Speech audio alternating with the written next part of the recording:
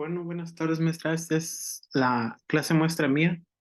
Esta es clase muestra de la asignatura de Historia de quinto grado del bloque 2, de los primeros temas del bloque 2.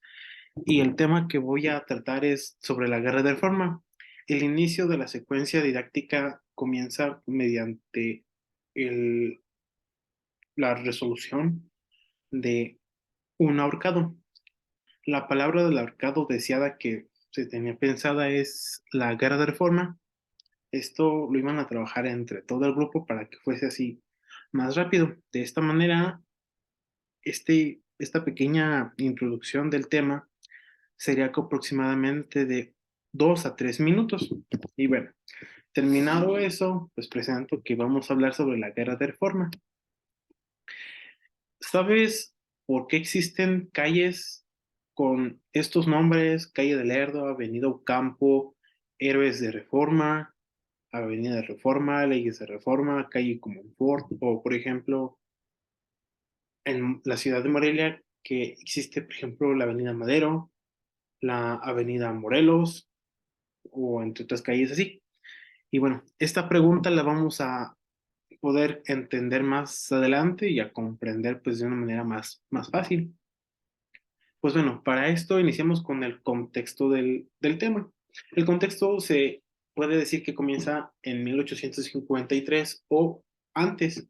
Esto debido a que en México habían caminos inseguros, deudas, escasez, o sea, una pobreza pues casi en todo el país. Aparte, otro de los puntos que más afectaban a todo esto era que hacía falta de un presidente pues bueno. Y además, con el paso de los años, existieron dos bandos en los que llegó a estar dividido la política mexicana. Estos dos bandos, pues, tenían ideas completamente distintas, por lo tanto, fue lo que produjo una guerra, pues, bastante significativa aquí en el país. Un bando se llamaban los conservadores y el otro los liberales. Los conservadores, pues, eran más que nada el poder de la iglesia o también como el poder de la corona española, pero con un poco menos influencia. Ellos lo que querían era que no existiera el voto para la sociedad, un control de la economía totalmente desde la iglesia, aparte de que todas o la mayor parte de las ideas conservadoras venían de Europa, o sea, de la corona española. Esto estuvo fuertemente apoyado por Lucas Alamán, mientras que por otro lado los liberales eran personas que buscaban una república federalista o un federalismo, aparte de una libertad social, una libertad de comercio marítima, o sea, ante todo, además de quitarle los dos puntos más fuertes, quitarle el poder a la iglesia en su totalidad y darle el derecho a voto a la población. Esto estuvo fuertemente apoyado por Sebastián Ledo de Tejada. Y bueno, para esta parte, como ya se iba explicando un poco, maestra, lo que se tenía pretendido en esta parte era que los alumnos resolvieran una hoja con una tabla que ellos iban a llenar. Esta es una hoja que consiste en llenar o poner los recuadros en una hoja en donde cada recuadro pues va en su lugar. Esta es una actividad que no está bastante difícil, la verdad es bastante fácil, que en unos 2, 3 minutos los alumnos la pueden contestar. Es esta, está pues, bastante fácil de entender porque cada punto es muy concreto con lo que quiere dar a entender y pues por lo tanto era una actividad de desarrollo para ver si más o menos vamos entendiendo el tema.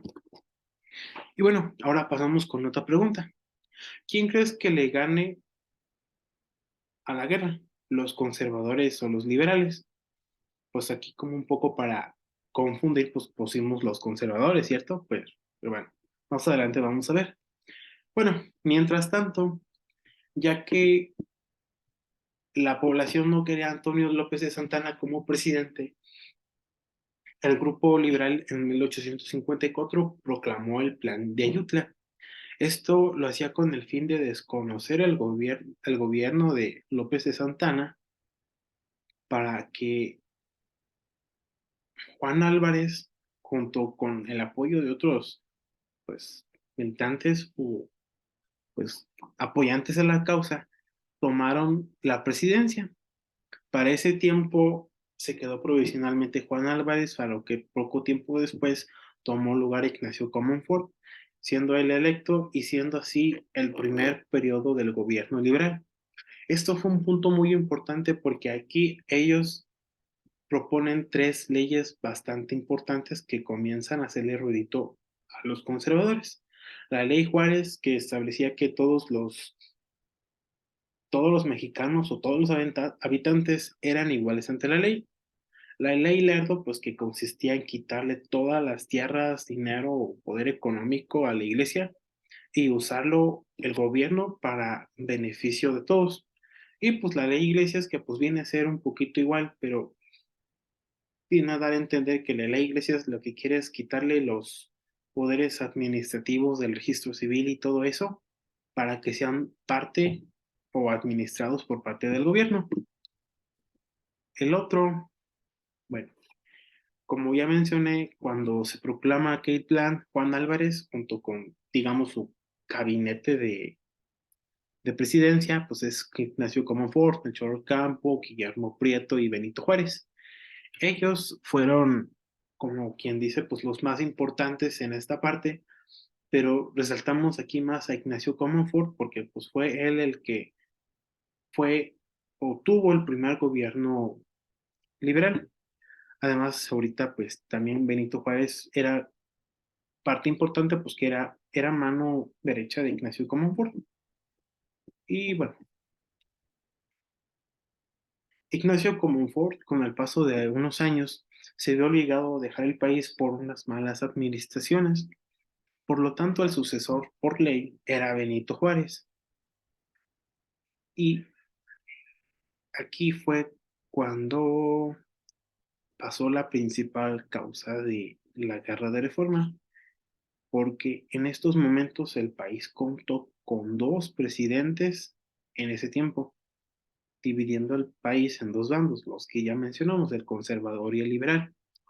Un bando, pues ya dijimos, era Benito Juárez, quien era liberal, y el otro era dirigido por Félix Zuluaga, quien se asentó en la Ciudad de México y pues bueno, como Félix Zuluaga se quedó allí y ya no se quiso mover, pues a Benito Juárez le tocó irse a Veracruz.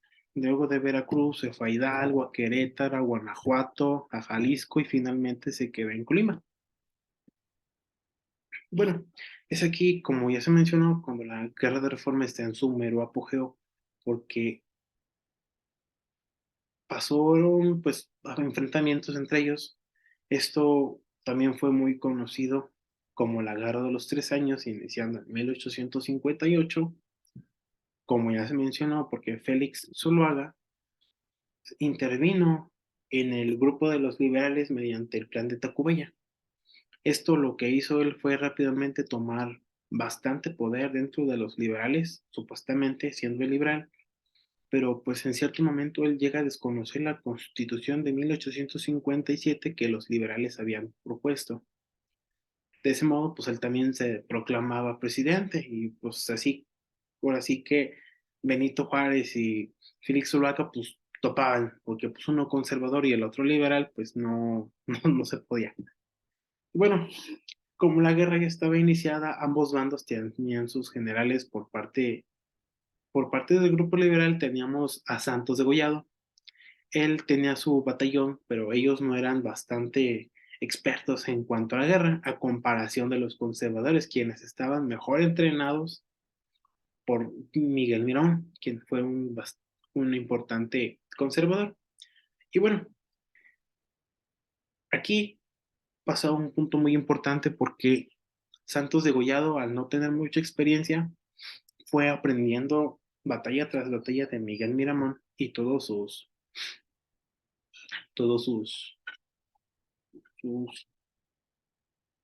guerrillas, porque fue ganando experiencia, mucha experiencia. De esta manera él comenzó a aprender y a entender cómo era que iba a atacar Miguel Miramón, de modo que pues poco a poco le fue ganando. De ese modo, pues el bando de los conservadores en 1859 fallece Félix Zuluaga, dejando a Miguel Miramón como presidente, tomando las riendas de la guerra contra los liberales. Como mencionamos, Benito Juárez se había quedado en Veracruz, se estuvo moviendo, pero para ese entonces estaba en Veracruz y Miguel Miramón, pues como que le dijo, pues ahí te voy para darte fin. Pero en ese momento, pues pasaron más batallas por parte de los liberales y entre otros conservadores, de modo que finalmente, después de tantas batallas que ellos tuvieron, pasó la batalla más importante de esto, que dio fin a toda esta guerra, que fue la batalla de Calpulalpan. Esto fue en base a que se enfrentan en Calpulalpan. Eh, Fue la última guerra que tuvieron, la definitiva, porque una de las principales causas de que los liberales ganaran fue que el bando de los conservadores ya estaba pues muy debilitado. Y además, otra causa fue que los conservadores pensaban que ellos llevaban 8,000 hombres, pero a última hora, registros históricos nos datan que 2,002 soldados, cerca de 2,000 soldados, se cambiaron al lado liberal. O sea, ahora sí que los engañaron y los traicionaron. Se cambiaron al lado liberal, dando fin a los conservadores. ¿Por qué? Porque en esa batalla los liberales llevaban a más de 20,000 soldados y 60 cañones de guerra, más los 2,000 que engañaron a los conservadores, pues 22,000, más de 22,000. Y bueno, de esa manera se dio fin a la batalla y a los conservadores, permitiendo que Benito Juárez regresara a la capital para declarar el fin de esta guerra en 1861.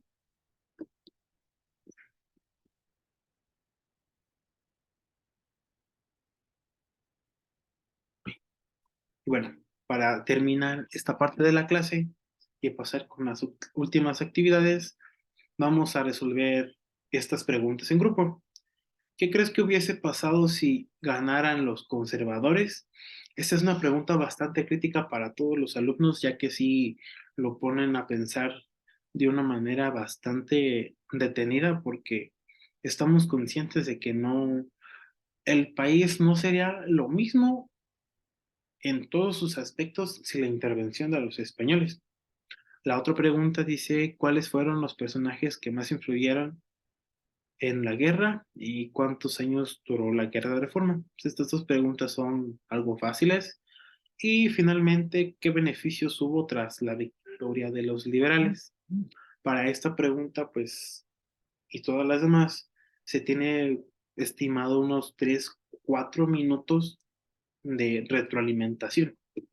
Y finalmente, la última actividad prevista para esto eran dos, dependiendo del tiempo disponible. La primera era que íbamos a dividir el salón en dos equipos para que cada uno tuviera que crear una sopa de letras con 10 palabras a encontrar.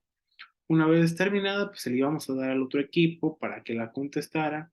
Una de las ideas era trabajar de modo que fueran dos bandos, liberales y conservadores. Cada equipo iba a poner palabras en relación a los conservadores y el otro en relación a los liberales. Pero por cuestiones de tiempo que se pudo haber recortado o cuestiones adversas, se creó un juego de Kahoot, de quiz, para resolverlo esto en torno a lo que es la guerra de reforma. Este quiz es un reactivo de 11 preguntas bastante fáciles, así como de identificar cierto o falso de algunos sucesos o batallas de la guerra de reforma. Y pues esto sería todo, maestra. Igual, pues no sé, una disculpa por no haber podido pasar en las clases muestra en la escuela, pero me importa la calificación, así que pues aquí le envío mi clase muestra. Entiendo que no es lo mismo, pero es así como me hubiese haber quedado mi clase muestra. Muchas gracias.